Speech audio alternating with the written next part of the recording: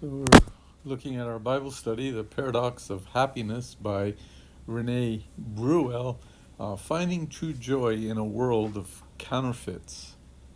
Of course, this lecture is not original. It's coming from Renee Bruel's book, The Paradox of Happiness. We're looking at part 2, Jesus' Paradoxical Alternative, chapter 5, Beyond the Rule of Self. Selfless happiness. Happiness is a product of selflessness. And I think this is going to be our key word for this week, selflessness. It is a consequence of engagement, of surrender, of participation. It requires an attentive and interested posture to the world. Attentive and interested in the world, in the things around us. What's going on? Who can we help? How can we be involved? It is like God's dew for those who look outward. Okay? In the morning when the dew's on the grass and the leaves and the flowers, we see it everywhere, right? And if we're only willing to look outward, we'll see the things that we can do. People who look internally, only concerned with self, cannot get it. They are not opened to it. They can't find happiness. It's not for them. But how does happiness grow out of selflessness? How does this dynamic take shape in practice? Why? How? What's the difference between being selfish and selfless? Okay, let's explore the posture of life that conducts to the surprise of happiness and observe, in contrast, the ways in which our self-centeredness excludes the possibility of happiness. If we are self-centered, we can never truly be happy. The two just don't go hand in hand. A comparison between selfishness, curved and closed in on self, so that's concerned only with self, and selflessness, open to life, illuminates how selflessness is the posture that realizes the indirect dynamic of happiness. Remember, happiness is always indirect. If we're looking for it, if we're trying to get it, we'll never get it. When we're looking to help others, to be involved in the life of others, when we're truly selfless, then we see happiness. If we pause to observe for a moment, who are the happiest people you know? Probably they will also be some of the most selfless people around you. And who are the least happy? The most self-centered. Stop and think of those of us who are constantly complaining, constantly have problems, constantly are angry, constantly do not have happiness. Why? Because we tend to be self-centered. When we're looking at others, when we get our joy from what is happening around us, we're selfless, and then we truly see happiness. And we, as God's children, need to grasp this true concept. Selfless people are free to see things that will not necessarily benefit them. Okay? It may not help me, it may not help you, but we see growth through it in other people, and we get excited about it. They are not driven by self-interest, and thus can be interested in others for their own sake. They are not caged within their selfishness. They are free to wander and roam and encounter. For instance, when they meet someone, they are not compelled to use the other person for individual attention or for benefit. They can simply appreciate that person. A psychologist examined this process explaining that self-interest fosters self-absorption and thereby constricts the range and depth of gratification available in pursuing interest in other people, activities, and events. In other words, selfishness closes us within ourselves, but self forgetfulness opens us up to the splendor around us. Self centeredness is like a bubble that severs us from reality. Because all we care about is self. How will that affect me? What will it do to me? We're not looking at the happiness that other people may gain from it. It dims our power of attention. It disperses our ability to get interested, like a drunken absorption in ourselves that sees people and events around us as vague figures. Because we're not really looking at them. We're always concerned with self. In the words of Matt Jensen, the narrowness of such a gaze, caused by its attention to only one object, causes us to miss the world, not to mention God for what it is. Okay, so we miss the world for what it is, and we miss what God is doing. Right? The narrowness of that gaze is we're looking only for what we want, only what affects us, only what we think is good for us, and that narrowness causes us to miss everything else that God wants us to see. All else sits in fuzziness of peripheral vision and is only seen in reference to the primary objects, ourselves. Such self-focused vision also gives us glasses of self-interest that can primarily differentiate between two colors, what benefits me and what doesn't. Right, so we just see what's good for me, what's not. And we don't want to have anything to do with what's not good for me. We just have a self-interest. This binary vision impoverishes our minds. Right? It defeats the whole purpose of life.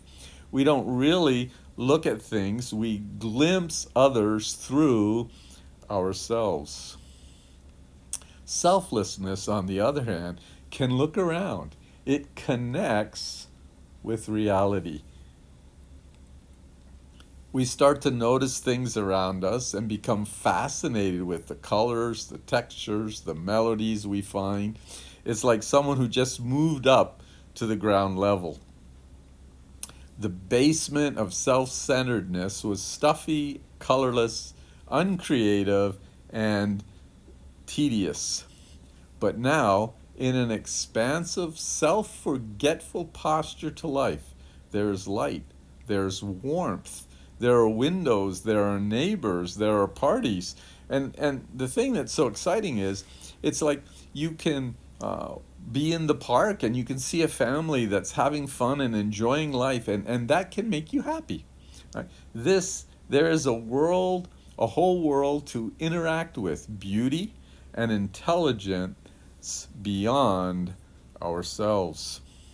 Normal routine turns into a feast for the senses. Other people become continents to be explored. Right? So we're looking out and we're seeing what's there and we're becoming involved in it. Relationships ascend to a whole new level. We start to listen, to appreciate, to love. We learn to notice the charming pleasures hidden in a fellow human being.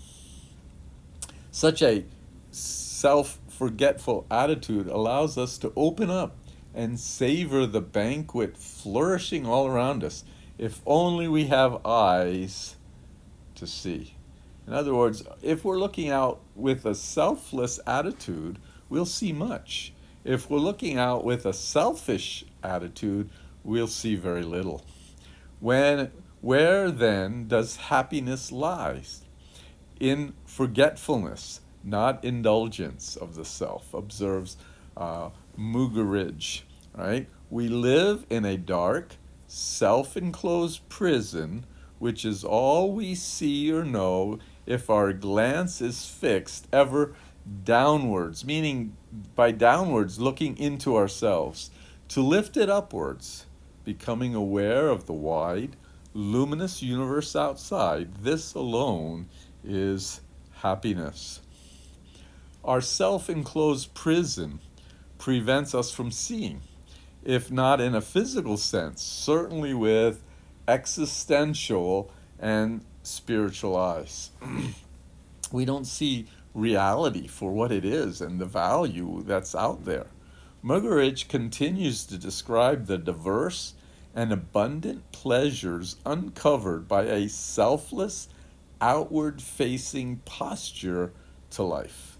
Human love, the delights and beauties of our dear earth, its colors, shapes, and sounds, the enchantment of understanding and laughing, and all other exercises of such faculties we possess, the marvel of the meaning of everything, fitfully glimpsed, inadequately expounded, but ever present. Sadly, most people are imprisoned with their own egos. We are self-centered. We're only concerned about ourselves. They can look outward only when and how the ego lets them. Okay, our pride, our individualism, and we're only concerned about ourselves. And so we only look outward when it has something to do with us, never when we're just enjoying life and seeing how other people are living and how they're getting along. They must live under the unbendable rules of self-satisfaction. Okay, the ego always wants self-satisfaction. They hardly play, hardly waste, hardly rest. They live to serve their egos. They are not free as the pursuit of every desire promises. They are imprisoned, for they rarely do anything other than what their desires dictate. In other words, they're constantly looking to be happy. They're controlled by what they think is best for them, and they don't know what's best for them. Right? They don't look out and see God and His purpose in life, but rather they tend to be self-centered and only looking at self. And you quickly learn that desires are a fairly uncreative bunch. Satisfying them all will bore and enslave us to death. They'll never make us happy. Okay? Our ego, we weren't made to fulfill our egos. And when we try, we never will, nor will it ever make us happy. We'll continually be searching for something new. Freedom from the rule of self enables us to live for a higher purpose. We can transcend the colorless lightness, selfishness imprints on us all. Okay, so really it comes back to this idea of selfishness, and it drives us all. Right, we have to learn to be victorious over self. Everyone looking for success, comfort, security, prestige, one uncreative parade of sameness. We all want the same things. We want to make self happy. And in doing that, we lose happiness. How different and interesting are those who live for things higher than themselves, who make their days one stirring offer before God and some great cause in the world. They live for a reason, and who bathe their existence with significance beyond their own personal happiness. A higher purpose consumes us and stretches us. It makes us grow beyond our years and enlivens us with passion and interest. Who are the most interesting people to talk to?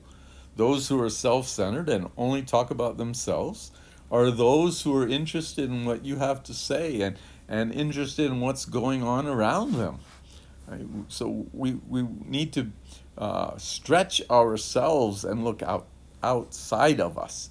It transforms the scope of our days from survival to mission. Right? Not just looking for self, but what can we do? It replaces the lenses of self before our eyes with God infused view of all things, looking at things the way that God does. So we open up to life. How is it that opening up to life affects our experience of happiness? In this way, selfless living will achieve precisely what self centeredness was looking for all along. So, what we're looking for when we're self centered is to be happy. We're looking to feel that something was accomplished, that life was worthwhile. The only way is not by being self centered, but by being selfless. The pleasure mortified by those obsessed with it will now grace people who do not live for pleasure and so are surprised by moments filled with life. You look at those very wealthy, you look at movie stars, you look at stars of all kinds, they're living for pleasure and they never find it. They're never satisfied. But when you and I look to God and are serving Him and look to others to meet their needs and to fill what they're lacking and to be involved in the lives of others, then our life becomes filled. They enjoy a broadening of self, a wideness of experience.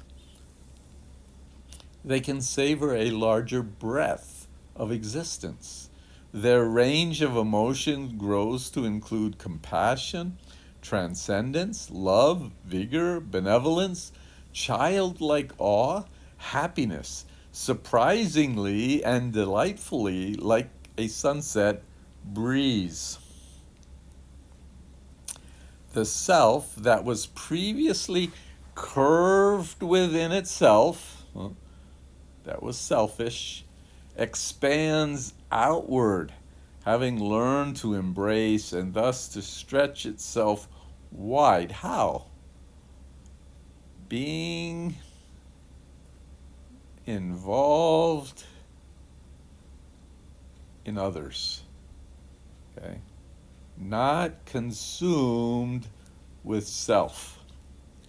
Self-centeredness, in contrast, tries to expand by appropriating, absorbing everything as its own.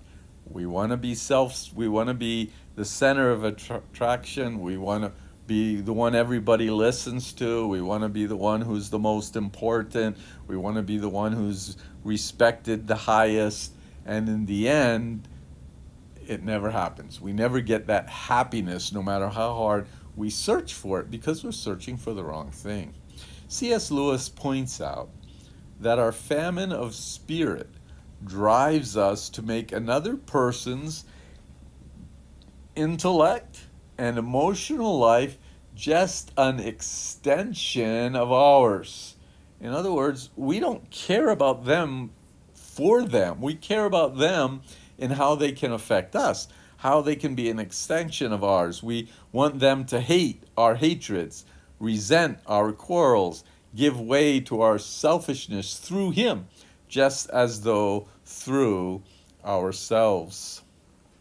Selfishness seeks to conquer until every inch of reality is called mine. It will charm and snob and exploit until starvation, isolation are all that's left, until, ironically, nothing can be called mine, not even self. In actuality, we're driving people away, and they're not going to fill the needs that we have. There's going to be something missing. Selflessness does expand our souls, but by an alternative logic, by rejoicing and living in others. We live for God by affecting the lives of other people. Right? People become part of our life not because we absorb their thoughts and will into ours. Okay? We don't force them to be like us. We don't force them to meet our needs. But because we join their lives as fellow creatures, we care about them as individuals.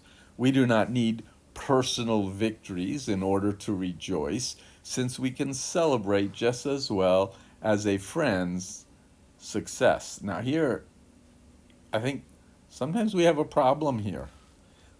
Sometimes we, as God's children, do not rejoice when others rejoice, and we do not mourn when others mourn. And that's what this happiness idea is all about. Right? We lose out because we can't be happy for others. I think back of just less than a couple of months ago, when a number of our college age students had to take boards, and they passed and they did well. And I hope it gave us all happiness, joy, that it brought something to our lives, because we were praying for them, we cared about them, we reached out and we help as much as we can. And when they succeed, we rejoice, right? We don't say, "Oh, why wasn't it me? Why didn't it happen to me?" No, we are happy when others succeed because we've put our lives into their lives. And this is one of the things that makes church life exciting. If you can look back over the years when a number of our college age young professionals were just small children, and many of you had opportunities to teach them, to lead them, to encourage them, and now we look at them and we see where they're going and the gifts that God has given them, and we can rejoice in their success. Um, and it should bring us happiness when we can really do that. If we're looking at them and comparing ourselves and wishing it could have been us, or wishing it had been our children, or wishing it had been something else, then of course there's no happiness, because that's selfishness. We can observe people in the park and laugh for joy. Okay, it can bring us happiness. Selfless people can live for others and thus live in others, okay, and thus live beyond themselves. And this is a very important aspect to see and to understand how it's functioning. We have mastered the art of selfishness, but only as a twisted logic sin has taught us. We all tend to be selfish. That's the sinful part of our lives, and we need to learn to get the victory over it so that we can rejoice with others, that we can pray for others, that God would truly bless them and be involved in their lives. We have been bent in, okay? Again, the idea of curved in, bent in, always comes back to self. But that is not our original nature. That wasn't the way that God created us. Under the curving weight of sin is a marvelous creation after God's own image and likeness. We were not created to be selfish. In our deepest impulses and reflexes, beneath the cauldron of craving and restlessness, we desire to function as God did, or as God does. He made us in His image. He made us to worship Him and to serve Him and to love Him. And when we go away from that, we'll never be happy. But when we serve Him, we reach out to others, then a happiness actually comes by giving up self. Our souls aspire to invite, to feast and laugh, to connect, to help, to serve. All of this coming from the way God created us in his image. They long to expand, to include, to contribute. We are not made to be grumpy, closed sheds, but expansive beacons of love. Nothing could be more logical, therefore, than happiness being the crowning outcome of a good life. We live the way we're supposed to live, and there will be happiness. Of days lived with love and the passion that comes from holiness, kindness, peace, and wonder. For happiness is a property of true life. It is not a product of chance, nor is it divorced from the ethical textures of existence. Rather, it is an aspect of life lived the way God is, full of selflessness and love for others. Is that the way we live?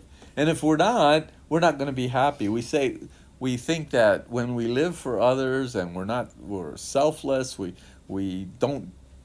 aren't concerned about ourselves, but how we can help others, what we can do. We think in the end of the day, we're going to be very sad and wish we had gotten some, wish we had accomplished more for ourselves. But in reality, the happiness comes from being selfless and loving others and being involved in their life. It is the surprise awaiting those who have an outward orientation, who have forgotten their own happiness. They're not seeking their own happiness, and they've lived for God, for others, and for the gospel.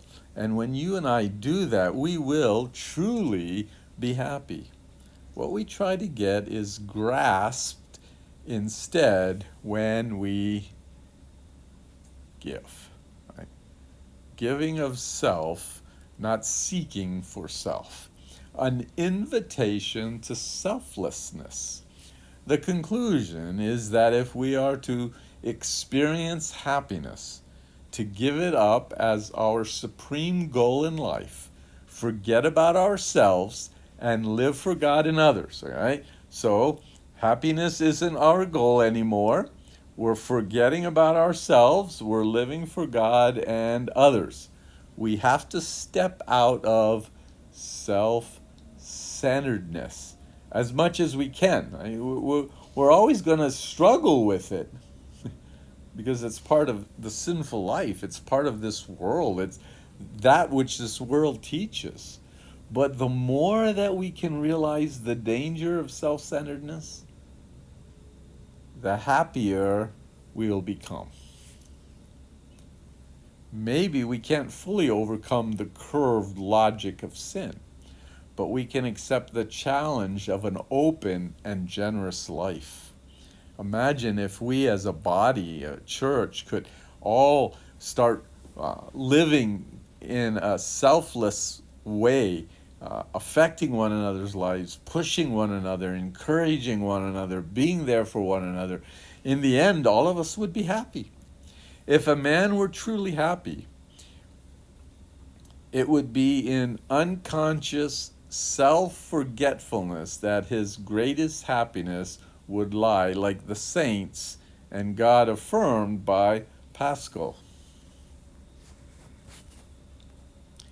The task now at hand and the theme of the following chapters is to remove the ego as the rule or the ruler of our lives. This is the thing that we do, right? We tend to let the ego tell us how to rule, how to live, what we should do, what we shouldn't do, and why we should do it, why we shouldn't do it. It is, in the words of Jesus, to lay down our lives for Him and the gospel. We can only truly be happy when we're truly serving Jesus. Let us explore how Jesus invites us to lose our lives so we can gain life. with his intriguing call to deny ourselves and follow him. Again, our main verse, whoever wants to be my disciple must deny themselves, take up their cross, and follow me. The key to the paradox of happiness lies just before the paradox. Jesus' invitation may sound radical, but if we gain life when we lay down our lives, wouldn't the call to faithfulness of life also be paradoxical? So if we gain life by laying down our lives, do we not become happy by gaining life when we lay down our lives? We become happy when we lay down our life. When we serve God and others, when we see the importance of the way that we should live. Jesus points to his own path leading to the cross. He invites us to join him in the paradoxical shape of life glittering at the heart of reality. And can I challenge you as we go through this week to try as hard as you can to look outside of yourself. Try to become happy when others, if you, let me put it this way, if you can be involved in others' lives, don't think about yourself, what am I going to get, how's it going to affect me, but rather just reach out, pray for someone in the church, encourage someone, come alongside of them and give them part of your life. And what you will find is happiness. You'll realize that giving of yourself causes you to be happy. On the other hand, if you look out at the church and you say, oh, this brother does this to me, and this brother's doing this, and this one's saying this, and there nobody cares about me, nobody loves me, nobody, you're being self-centered and you're losing happiness. One of the things that I see in life is the person who is least happy, the person who feels like they don't belong, feel that way because they don't give of themselves. They don't get involved. They don't get excited about what's going on, and they don't give as much energy as they can to see the gospel and Christ moving forward. We're so concerned about ourselves and how we feel that we don't get involved. And so as we move forward in this week and continuing on through the end of the year, let's get involved in the lives of other people. Let's see how we can pray, how we can encourage, how we can be part of one another's lives and see happiness within our church because we care about others rather than being self-centered.